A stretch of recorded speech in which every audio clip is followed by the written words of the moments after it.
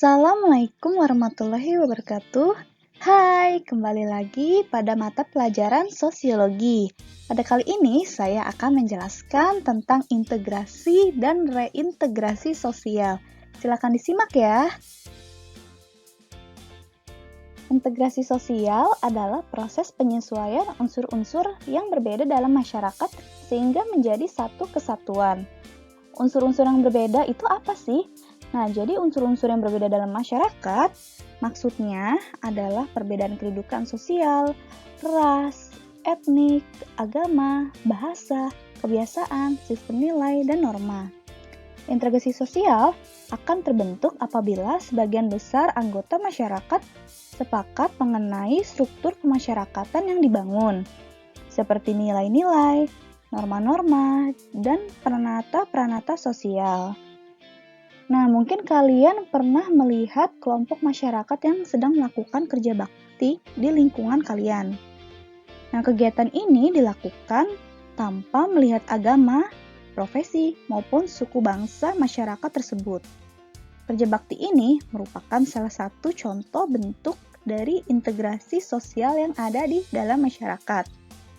Tujuannya adalah agar tercipta integrasi dan kerjasama antar seluruh anggota masyarakat.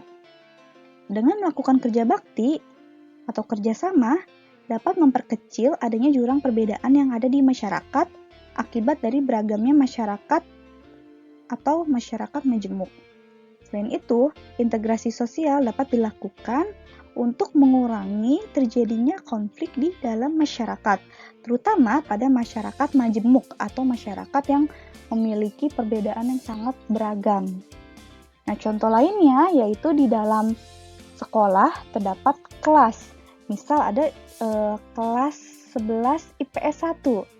Nah, di dalam kelas 11 IPS 1 tentunya anggota-anggota dari kelas tersebut memiliki latar belakang yang berbeda-beda, seperti latar belakang agama, ras, etnis. Nah, mungkin teman kalian ada yang berasal dari suku bangsa Jawa, Madura, Dayak, Betawi, Sunda, dan lain-lain. Adapun juga ada yang memiliki agama yang berbeda, seperti Islam, Kristen, Hindu, ataupun Buddha. Nah, jadi meskipun mereka memiliki keberagaman, memiliki banyak perbedaan, tapi mereka membentuk satu kesatuan yang dinamakan kelas 11 IPS 1. Jadi bisa hidup berkumpul, saling berdampingan, dan saling hidup bertoleransi. Ya, tadi sudah Ibu berikan contoh-contoh bentuk integrasi sosial yang ada di lingkungan sekitar. Selain itu, ada juga contoh yang bisa kalian lihat di gambar ini, di mana terdapat transaksi jual dan beli antara pedagang dengan pembeli. Nah, di mana mereka merupakan anggota-anggota masyarakat yang saling mengisi kebutuhan-kebutuhan di antara mereka. Terpenuhinya kebutuhan-kebutuhan tersebut dapat menyebabkan setiap anggota masyarakat saling menjaga keterikatan antara satu dengan yang lainnya. Nah, selain itu, pada transaksi jual beli ini dapat menciptakan kesepakatan atau konsensus yang bisa diartikan sebagai kesepakatan bersama. Nah, bisa kalian lihat ya, biasanya kalau misalnya di pasar ada penjual dengan pembeli. Nah, di mana pembeli ini biasanya melakukan penawaran harga-harga yang dijual oleh si pedagang. Nah, adanya tawar-menawar, nah itu bisa menciptakan adanya konsensus atau kesepakatan bersama. Misalnya yang tadinya harganya 20.000, akhirnya ditawar bisa menjadi harga 12.000. Nah, berarti ini kan terdapat konsensus. Suatu integrasi sosial dapat berlangsung cepat atau lambat. Nah, ini tergantung dari faktor-faktor berikut. Yang pertama ada homogenitas kelompok. Homogen artinya sama. Nah, dalam kelompok atau masyarakat yang tingkat kemajemukannya rendah, integrasi sosial akan mudah dicapai. Sebaliknya, dalam kelompok masyarakat majemuk yang memiliki keberagaman, nah integrasi sosial akan sulit dicapai dan memakan waktu yang sangat lama. Dengan demikian, dapat kita katakan bahwa semakin homogen suatu kelompok atau masyarakat, maka semakin mudah pula proses integrasi antara anggota di dalam kelompok atau masyarakat tersebut. Ya, jadi jika dalam suatu masyarakat itu anggotanya homogen, nah itu akan mempermudah tercapainya integrasi sosial. Sedangkan jika masyarakatnya heterogen, ya banyak keberagaman, nah itu akan membutuhkan waktu yang cukup lama. Nah, contohnya, misalnya dalam suatu komplek perumahan, itu rata-rata mayoritas dihuni oleh warga yang memiliki suku Sunda. Nah, maka ketika ada orang baru dan dia pun suku Sunda juga, nah maka itu akan mempercepat integrasi sosial. Mereka pasti akan sering komunikasi menggunakan bahasa Sunda, terus mereka juga saling menceritakan daerahnya. Nah, jadi nyambung. Nah, sedangkan jika masyarakatnya heterogen ya, misalnya dalam suatu komplek perumahan itu ada dari suku Batak ya, terus dari Sunda, Betawi, Jawa, Minang dan lain-lain. Nah, itu kan mereka memiliki keberagaman bahasa. Nah, itu akan membutuhkan waktu yang cukup lama untuk tercapainya suatu integrasi sosial. Yang kedua, ada besar kecilnya kelompok. Umumnya dalam kelompok yang kecil, tingkat kemajemukan anggotanya relatif rendah sehingga integrasi sosialnya lebih mudah tercapai. Nah, hal itu dapat disebabkan karena dalam kelompok kecil, hubungan sosial antar anggotanya terjadi secara intensif karena anggotanya hanya sedikit jumlahnya. Nah, sehingga komunikasi dan tukar-menukar budaya itu akan semakin cepat.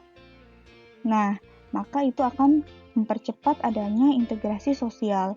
Tapi sebaliknya, jika dalam kelompok besar tingkat kemajemukannya relatif tinggi, nah itu akan membuat integrasi sosial sulit untuk dicapai. Contohnya dalam kelas. Di kelas 11 IPS 1 itu ada yang membentuk geng ya, atau istilah sosiologinya kelompok klik. Nah, jadi di dalam klik ini mereka itu anggotanya hanya 5 orang. Nah, kan anggotanya itu jumlahnya sedikit, hanya 5 orang, maka mereka bisa saling komunikasi.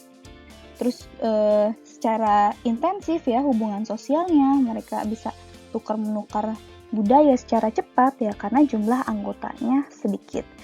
Tapi kalau kelompoknya besar ya, misalnya nih kelas 11 IPS 1 terus bertemu dengan kelas 11 IPS 2, 11 IPS 3 dan 11 IPS 4. Nah, maka itu jumlah anggotanya akan lebih banyak ya. Artinya di sini kelompok sosialnya adalah sekolah di mana terdapat banyak kelas-kelas ya, dari kelas 11 IPS 1 sampai kelas 11 IPS 4 dan lain-lain.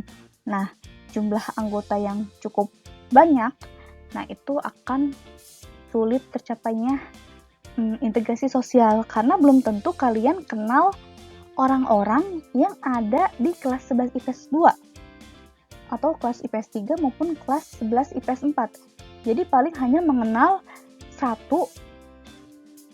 Selanjutnya ada mobilitas geografis.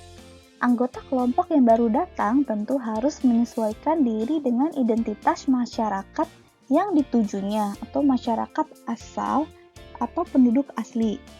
Nah, namun semakin sering anggota masyarakat datang dan pergi, maka semakin sulit tercapainya integrasi sosial.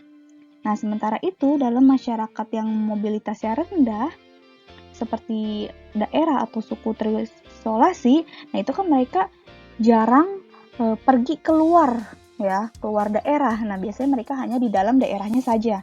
Nah, itu maka akan terjadinya integrasi sosial dengan cepat. Selanjutnya ada efektivitas komunikasi. Efektivitas komunikasi yang baik dalam masyarakat juga akan mempercepat integrasi sosial. Bentuk-bentuk integrasi sosial ada 3. Yang pertama, integrasi normatif, integrasi fungsional, dan yang terakhir, integrasi koersif. Integrasi normatif dapat diartikan sebagai bentuk integrasi yang terjadi akibat adanya norma-norma yang berlaku di masyarakat. Nah, kalian tahu kan semboyan dari Indonesia, yaitu Bhinneka Tunggal Ika, yang artinya berbeda-beda tapi satu jua. Nah, meskipun kita negara kepulauan, nah dari Sabang sampai Merauke, nah itu kan mereka memiliki keberagaman dari sukunya, agamanya, bahasa, dan lain-lain. Nah, meskipun kita memiliki keberagaman, tapi kita masih satu bangsa Indonesia. Nah, jadi semboyan Bhinneka Tunggal Ika ini merupakan pemersatu bangsa yang bisa dikatakan sebagai integrasi normatif. Yang kedua, ada integrasi fungsional. Nah, integrasi ini terbentuk karena adanya fungsi-fungsi tertentu dalam masyarakat. Jadi, dalam masyarakat itu terdapat fungsi yang berbeda-beda antar anggotanya. Seperti contoh yang di slide sebelumnya, ada penjual dan pembeli di pasar. Nah, mereka memiliki fungsi yang berbeda. Tapi mereka itu saling mengisi kebutuhan satu sama lain. Tidak hanya itu, di rumah sakit, nah itu kan terdapat berbagai macam profesi dan mereka memiliki fungsi yang berbeda-beda. Ada dokter, perawat, petugas lab, dan lain-lain. Nah, mereka itu pasti saling mengisi kebutuhan mereka masing-masing. Nah, contoh lainnya, di Indonesia kan banyak ya macam-macam suku. Nah, jadi bisa dilihat dari fungsinya masing-masing. Nah, seperti misalnya suku Bugis, nah itu mereka suka melaut. Bisa difungsikan sebagai penyedia hasil-hasil laut. Kemudian, suku Minang. Nah, suku Minang atau Padang ya. Nah, orang Padang ini kan biasanya pandai berdagang. Nah, itu bisa difungsikan sebagai penjual hasil-hasil laut. Kemudian, ketika melihat fungsi-fungsi yang ada di masyarakat, nah itu bisa menciptakan integrasi sosial karena saling mengisi kebutuhan satu sama lain dan mereka itu saling terikat. Terakhir ada integrasi koersif. Nah, integrasi ini menggunakan kekuasaan yang dimiliki penguasa. Dalam hal ini, penguasa menerapkan cara-cara koersif. Cara-cara koersif bisa menggunakan kekerasan, paksaan, maupun ancaman. Contohnya, polisi menembakkan gas air mata kepada orang-orang yang sedang berdemo. Nah, tapi demo itu sudah rusuh. Nah, itu merupakan bentuk dari integrasi koersif. Selain itu, pengusiran pedagang kaki lima dengan menggunakan kekerasan. Nah, itu termasuk juga integrasi koersif. Berikut ada contoh dari integrasi normatif, di mana terdapat semboyan Bhinneka Tunggal Ika. Meskipun negara kita memiliki keberagaman dari suku, bangsa, agama, ras, dan lainnya, nah tapi mereka bisa hidup berdampingan satu sama lain dan saling toleransi satu sama lain. Ini ada contoh dari integrasi fungsional, di mana integrasi ini melihat fungsi-fungsi yang ada di masyarakat. Di mana contohnya ketika seseorang sedang sakit, pasti dia akan membutuhkan dokter untuk menangani penyakitnya. Nah, berarti kan saling mengisi kebutuhan satu sama lain. Dan ini adalah contoh dari integrasi koersif, yaitu dengan menggunakan ancaman, kekerasan, ataupun menggunakan paksaan, di mana misalnya orang-orang yang berdemo itu rusuh dan akhirnya polisi menembakkan gas air mata. Nah, itu merupakan integrasi koersif. Selanjutnya ada proses integrasi sosial. Yang pertama ada akulturasi. Akulturasi adalah proses sosial yang terjadi bila kelompok sosial dan kebudayaan tertentu dihadapkan pada kebudayaan asing yang berbeda. Nah, ini kalian pasti kelas 10 sudah pernah diajarkan apa itu akulturasi. Akulturasi adalah bercampurnya dua kebudayaan yang berbeda. Nah, mereka itu bersatu tapi tanpa menghilangkan ciri asli dari kebudayaan mereka. Nah, kemudian ada asimilasi. Asimilasi merupakan suatu proses sosial yang ditandai dengan adanya usaha-usaha untuk mengurangi perbedaan yang ada di antara individu atau kelompok dalam masyarakat. Bisa dikatakan juga asimilasi, yaitu bercampurnya dua kebudayaan yang berbeda dan mereka membentuk suatu kebudayaan yang baru. Kemudian ada akomodasi. Sujono Sukanto mengartikan akomodasi sebagai suatu proses usaha manusia untuk meredakan pertentangan dan mencapai kestabilan. Nah, jadi ketika adanya konflik, nah itu harus segera ditangani dengan cara akomodasi yang bertujuan untuk meredakan konflik. Berikut adalah contoh dari akulturasi, yaitu Grebek Sudiro. Nah, Grebek Sudiro adalah salah satu contoh dari bentuk akulturasi budaya Jawa dan Tionghoa.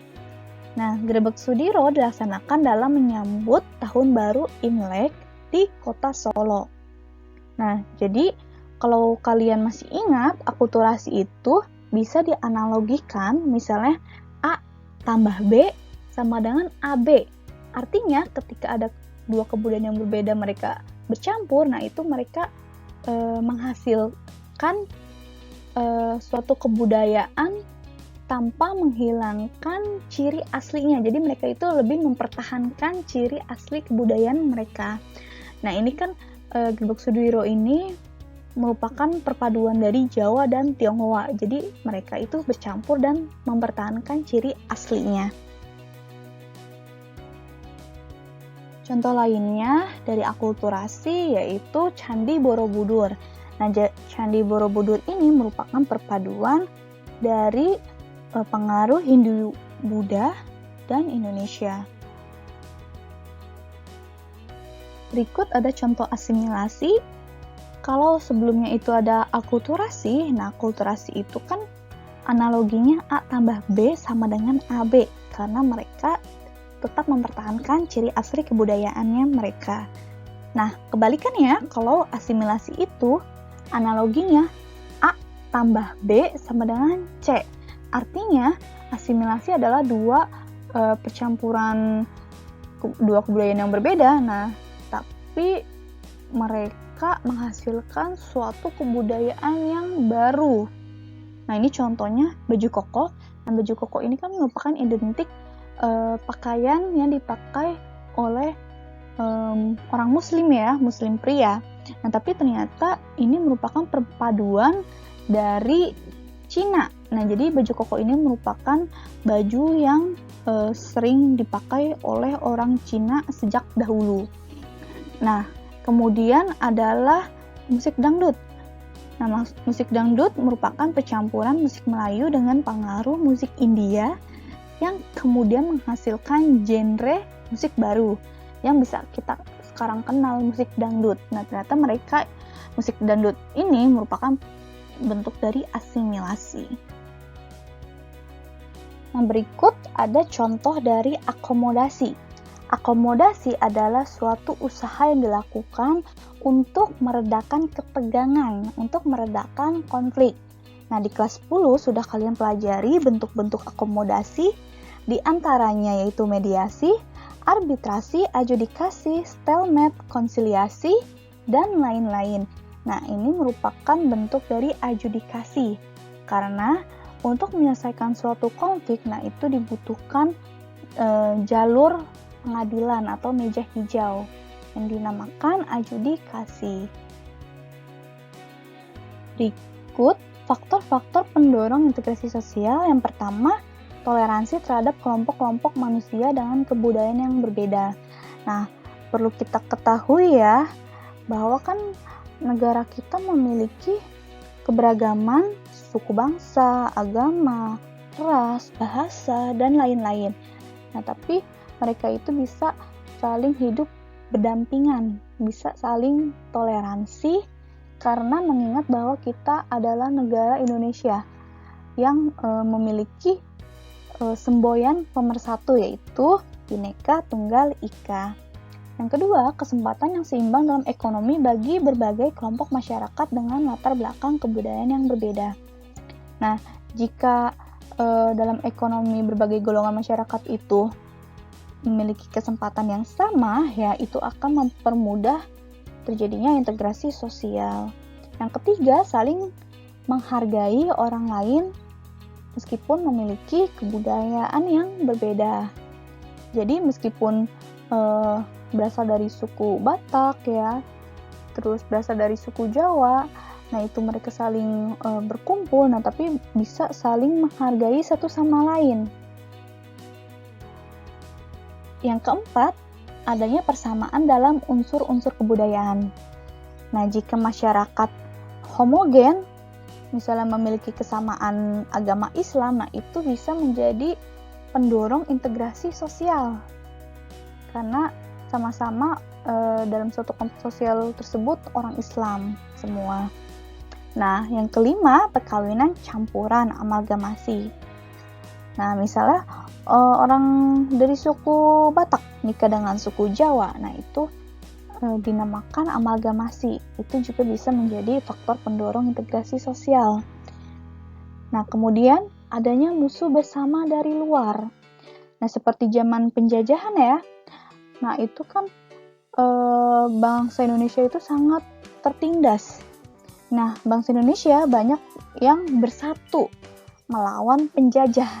Nah, mereka itu membangun solidaritas untuk melawan penjajah tanpa memikirkan mereka itu berasal dari suku, agama, ataupun ras yang berbeda. Tapi mereka itu memiliki satu kesamaan, yaitu ingin merdeka dan ingin bebas dari penjajahan. Nah, ada musuh bersama dari luar akan meningkatkan solidaritas masyarakat dan akhirnya menciptakan integrasi sosial. Yang ketujuh, sikap terbuka dari golongan yang berkuasa dalam masyarakat.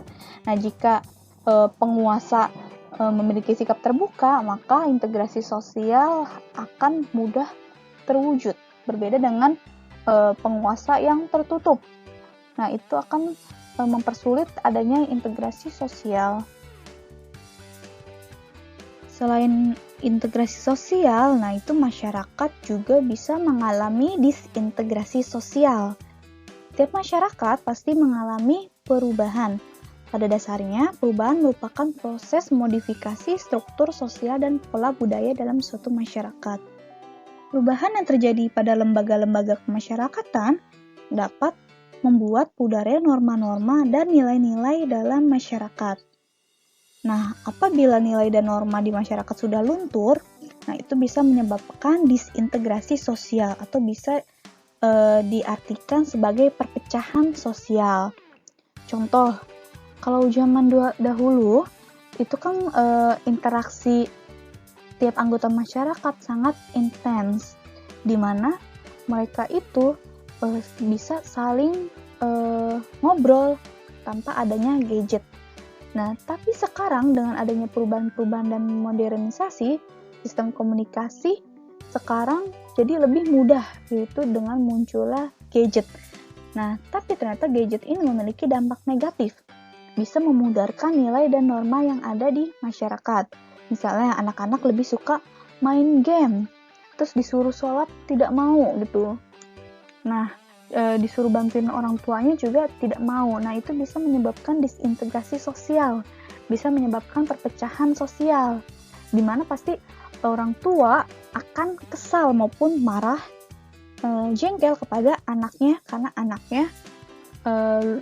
karena asik bermain gadget akhirnya lupa segalanya. Nah, ini contoh lainnya, yaitu adanya disintegrasi sosial yang terjadi pada masyarakat yang sedang demo.